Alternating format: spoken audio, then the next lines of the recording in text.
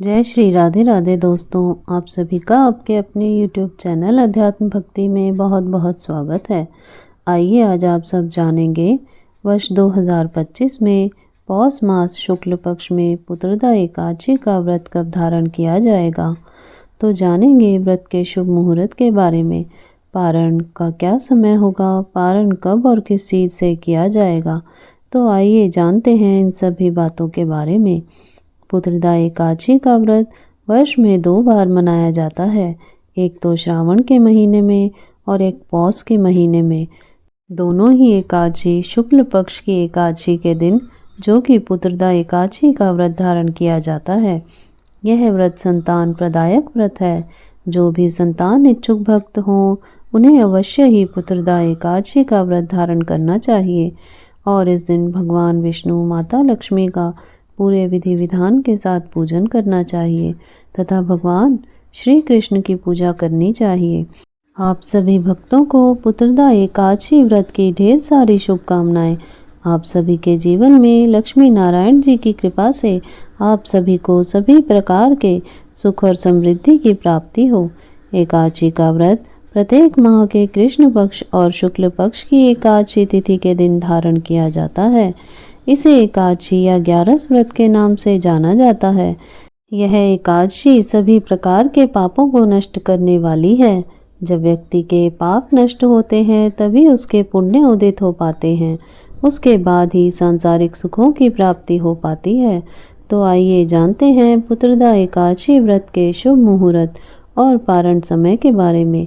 एकादशी तिथि प्रारंभ समय 9 जनवरी 2025 दिन गुरुवार दोपहर 12:24 और एकादशी तिथि की जो समाप्ति है वह 10 जनवरी 2025 दिन शुक्रवार सुबह 10:20 पर एकादशी तिथि की समाप्ति है। तो सूर्योदय व्यापनी के अनुसार और द्वादशी युक्त एकादशी का व्रत, जो कि 10 जनवरी 2025 दिन शुक्रवार को सभी भक्तजन पुत्रदा एकादशी का व्रत धारण करेंगे।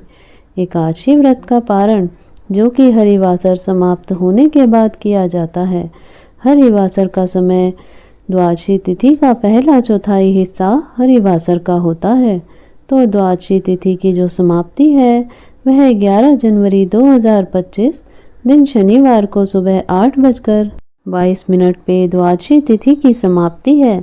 तो पारण का समय 11 जनवरी को सुबह 7:15 से सुबह 8:21 तक पुत्रदा एकादशी व्रत का पारण किया जाएगा। इस व्रत का पारण गोमयेन पारणम यानी कि गाय के गोबर से व्रत का पारण है। यह संभव ना हो पाए तो आप जल या फल या तुलसी दल से भी व्रत का पारण कर सकते हैं।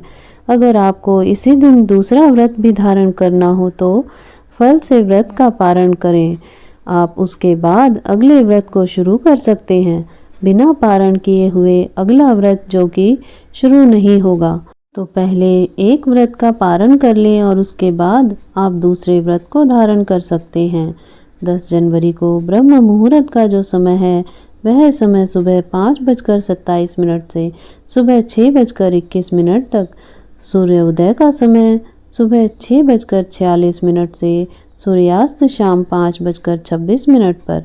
राहु काल का समय 10 जनवरी को सुबह 10:45 से दोपहर 12:05 तक और 11 जनवरी को सुबह 9:25 से सुबह 10:45 तक राहु काल का समय होगा।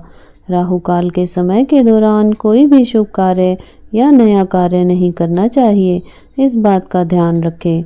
एकादशी तिथि के दिन योग, जो कि शुभ योग होगा, दोपहर 2:37 तक। उसके बाद शुक्ल योग होगा। नक्षत्र, जो कि कृतिका नक्षत्र, दोपहर 1:40 तक होगा।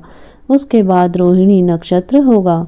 इस दिन भगवान का पूरे विधि विधान के साथ गंध, पुष्प, धूप, दीप आदि से पूजन करें।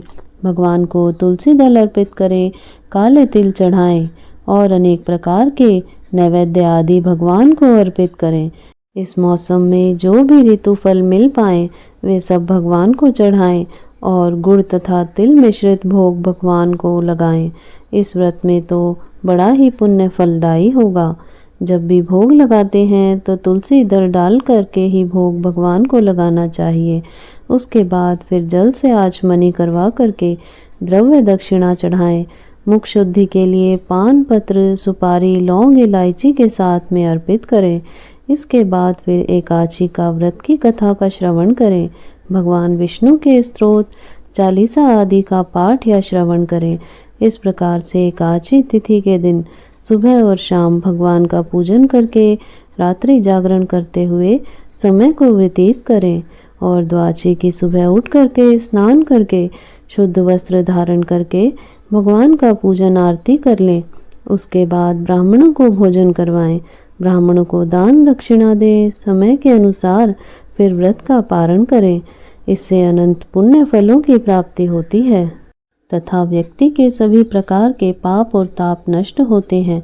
संतान इच्छुक भक्तों को संतान लाभ की प्राप्ति होती है तथा अंत समय में भगवान विष्णु के धाम की प्राप्ति होती है। तो आशा करती हूँ आपको यह जानकारी अच्छी लगी होगी। ऐसे ही ज्ञानवर्धक जानकारियाँ प्राप्त करते रहने के लिए, व्रत पूजा आदि के बारे में जानने के लिए, कथा को सुनने के लिए यदि आप चैनल पर पहली बार आए हैं तो चैनल को सब्सक्राइब कर लें ताकि आने वाली वीडियो की नोटिफिकेशन आपको समय से मिलती रहे। वीडियो को लाइक करें, शेयर करें। सुखी रहें, स्वस्थ रहें। जय श्री राधे राधे। धन्यवाद।